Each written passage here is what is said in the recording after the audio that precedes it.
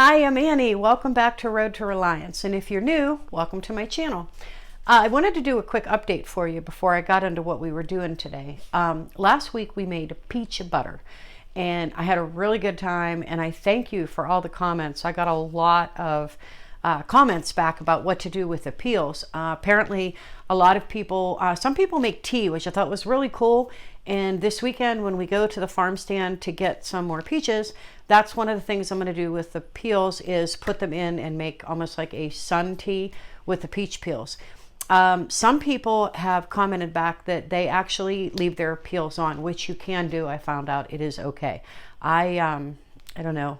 I'm like a city girl and I'm still learning all this stuff. So I peeled them and I ended up putting them in my compost bin, which is okay. So, but I am going to get peaches this weekend. I am going to make more peach butter because that was a huge hit, on top of other things, which I'll do videos on. And I am going to save the pits this time to see if they grow into trees. So that was last week's update. This week, I am going to dehydrate potatoes. Now, I know that a lot of you think that you can only do like the Yukon or the Yellow Gold, and apparently they are better to dehydrate. They keep their form and their taste and their firmness a little better if you're going to dehydrate them. However, these are what I have. I'm never going to get through all of these. I have a whole bowl here to get peeled, and I've got some really cool tricks along the way. So the first thing that we're going to do is I'm going to wash these really good. I am going to take the peels off of them. I'm going to cut them and slice them into 1/4 inch thick sections and cut them in half. And as I cut them, I have a bowl for the peels and I have a bowl here with water in it that I'm going to be putting my cut potatoes in. Now, I said I had a little neat cool tip, and I really do. So here it is. This is a pastry blender. If those of you do not know, it's got these kind of sharp lines on it, and I like the thickness of it. So what somebody showed me was to take your potato once it's peeled, and I don't know if you can really see that. Yeah, I guess you can. Anyway, you take this and you run it across the top, pressing it in once your potatoes are peeled, and match the lines up. And what that does is it gives you some perfect lines. Now, I do have a mandolin, but I'm not really good with it of doing even slices. I think I just haven't really got the hang of it yet. So this is going to give me lines, and I know all my slices are going to be the same size. So I am going to get these potatoes washed and start peeling them, or actually I'm going to wash them and peel them, and then when I go to cut them, I will show you how I mark them and cut them so they're all the same, and then we'll go one step at a time. So if you're ready, let me get these washed and I'll be right back so we can start getting them ready to be blanched. Okay, here's what I got going on. I have my potatoes in here. These are all cut and soaking in water. They are all the same thickness and just cut in rounds and then in half. In here, I am waiting for my water to boil, and in here is my ice bath. Now, what I'm gonna do is I'm gonna blanch these potatoes, and the reason that we blanch this is because if we don't blanch these, a lot of, excuse me, a lot of types of potatoes will turn black if you don't blanch them when you dehydrate them. And I don't know about you, but you know, I don't care if they're red, green, yellow, pink, or orange. If the potatoes are white when I put them in the dehydrator, I want them to come out that way. So, and I'm gonna try to make scalloped potatoes with these at some point. So, they gotta be blanched. How we do that is we got them ready. Here is my pot of hot boiling water, and here is a bowl with ice cubes in it. And all that I'm going to do is as soon as this comes to a boil again, I had to shut it off because I was peeling potatoes and it took me too long. As soon as this comes to a boil, I will take a scoop or two out of the potatoes in the water here.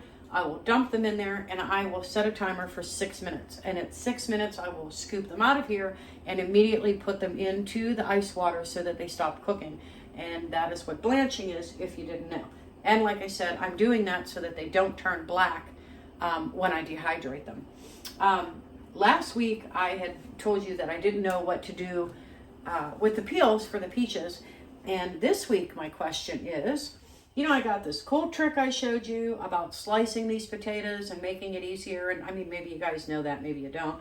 So my question this week is, what is the easiest way to peel potatoes? Now, I used a potato peeler, and I'm sure my mother is like rolling over right now going, oh my God. But I'm not good at peeling with a knife. When I peel with a knife, I lose more potato than I do peel. So I used a potato peeler, and it's such a pain because you're trying to hold it, and then when you flip it over to peel the other side, you know, the potato's all wet and it slides out of your hand. And we're not going to talk about how many pieces are on the floor. You can't see that, and that's okay. I'll get those later. But so do you have a trick to peeling potatoes? And my other question is, if you don't have a trick to peeling potatoes, have you ever used an apple peeler to peel your potatoes? Tell me if that works, and should I try it or not? So I don't know. Unfortunately, I don't have an Excalibur dehydrator. I have a, where did we get ours? We got ours at Rural King. It was on sale. It was like, I don't know, $150, $159, $179, $189, somewhere around there. It's just an off-brand, and I love it. Don't get me wrong, I love it. But I can never tell if I have enough to fill the trays, and because these turn colors if they're not in water, I didn't want to take the time to like lay it all on the trays to see. So what I have is what I'm going to dehydrate today. So yeah, that's that. I do recommend the Rural King dehydrators. However, I was going to do a post about it, and I was going to show you guys how well it works. Unfortunately, it's discontinued. You can't get it anymore.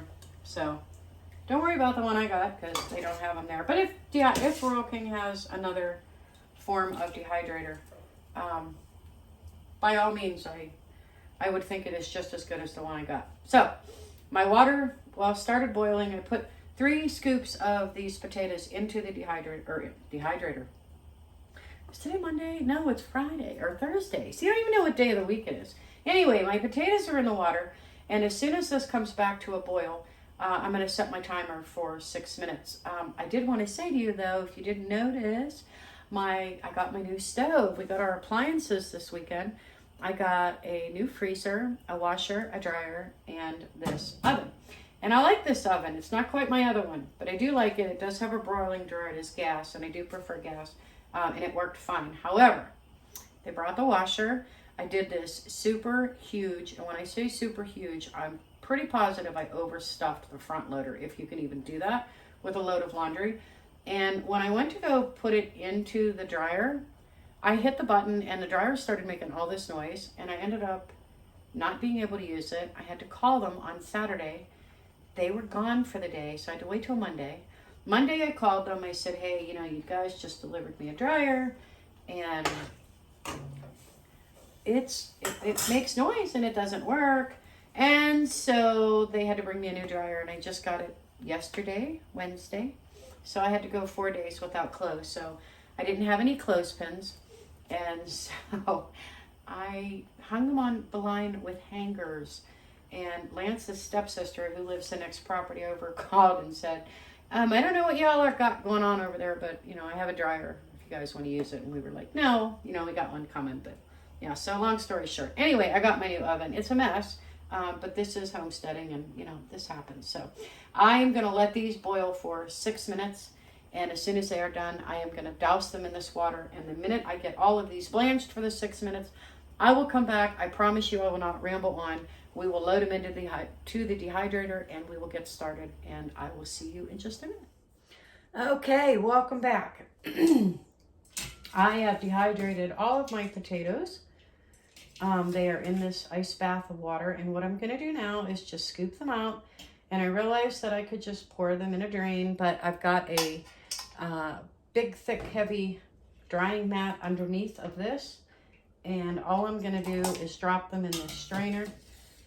Let some of the water drain off of them, get them in the strainer, and then I am going to load them in my dehydrator trays.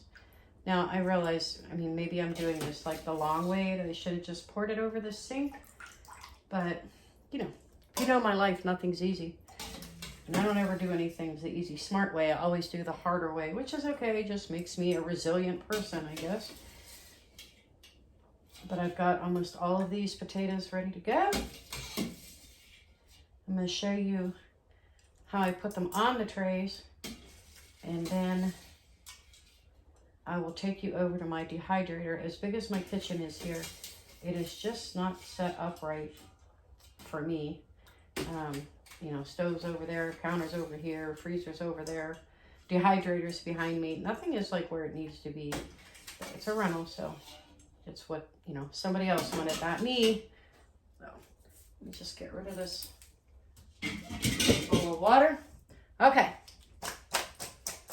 I now have blanched potatoes. Now, I just want you to know, these are my dehydrator trays. My dehydrator, I make sure that the rims are up so that nothing slides off of them. And all I'm gonna do is I'm just gonna take these, I'm gonna put them on here, and I'm just gonna spread them out so they're not touching. And that's all I'm gonna do. So I have 8 trays here, or 9 trays, I believe. There's a peel. Nobody's perfect, right? I'm just gonna spread these out on these trays until they are not touching and they have room all the way around them. And then I'm gonna load them in the dehydrator, and then I'm gonna come back and I am gonna show you how this all looks. So, next step, and I'll be right back. Okay, I had enough to make 6 trays of sliced potatoes, not 8. So the other 2 I've taken out. I took out the top and the bottom one. And I'm going to go ahead and turn this on.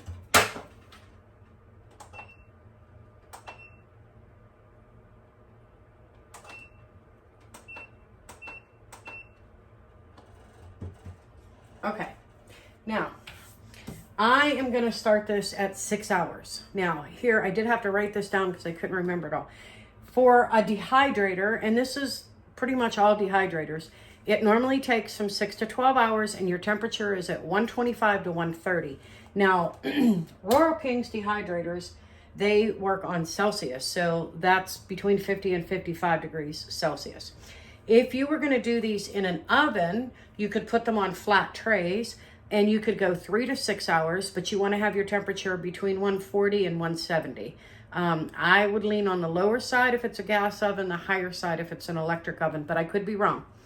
And you can also air dry these, which of course you can set the temperature for, but it takes 10 to 12 hours that way. So I am going to let these go for 6 hours. So right now, I don't know, it is 1 o'clock. So at 7 o'clock tonight, I'm going to come back and I'm going to check these, and then I'm going to come back with you and show you what they look like after 6 hours and see if they are good to go, or if we need to put them back on, and how to test them if they're ready, and then how we're going to can them up. So I will be back with my dehydrated potatoes in about 6 hours. Hello, I'm back. It is now Friday, the next day. I had put my potatoes into the dehydrator yesterday. It did take about 6.5 hours, and I did turn it on for about 30 minutes this morning so that I could take them out and show you. However, I wanted you to know that yesterday, when I got done with these, the dog had run off, Lance had come home, and, you know, life just happened, and I didn't have time to get to them, so I'm kind of finishing up these this morning, which is why different outfit, different day. So I just wanted to show you, this is what they turned out like. They're still yellow. They are crispy. They break. When they snap, they're done. And what I'm going to do is now I'm going to use these for scalloped potatoes. So all that I'm going to do for today is just to place them in these jars. And when I get the jar filled up, I'm going to close it up. And I am not going to vacuum seal it because I am actually going to use this batch over the weekend to make scalloped potatoes with. So I will take each one of these jars, or each one of these trays. I'll fill it up in one of these jars, and I'm just going to set them in my cabinet. However, for you, when you get these done, you can vacuum seal the jars. You can put a oxygen absorber in one, but I do recommend, regardless of how long you plan on keeping them, I do recommend that when you do fill your jar, that you leave some space in here, and you just, every couple of days, once the jar is filled like this, put the lid on, vacuum seal it if that's what you're going to do. But for the first couple of days, I would shake it and make sure that it moves. If you go to shake it and it doesn't make noise or it starts to stick together, they probably need to be redehydrated. Now, if within a couple of days you don't rehydrate them and they start sticking together after that, you're going to need to throw them away because they're no longer any good. There was still moisture in the jar. The other thing is if you see moisture on the jars themselves. But normally I fill a jar, I vacuum seal it, I set it on my counter, and every day for a couple of days I just shake the jar, take a look at it, make sure that there's no mold or anything in it. And if after 3 or 4 days there's nothing, then I go ahead and I put it in my pantry. So that's just kind of a tip for you. I'm using these small jars only because that's all I have. I don't have any of the large jars, so I've got to use these. But all in all, they look really good. If your potatoes turn black when you take them out of the dehydrator, you did not blanch them long enough. That's usually the only reason that would happen. So there you go. Dehydrated potatoes. One note I wanted to make before I close this video: you can cut these into squares, you can do like shredding them for hash browns, no matter how you do them, but blanch them first 6 minutes and then dehydrate them, and you should have some dehydrated potatoes for your pantry for those times when you have no potatoes. So I hope you enjoyed this video, and I'll see you next week. See ya.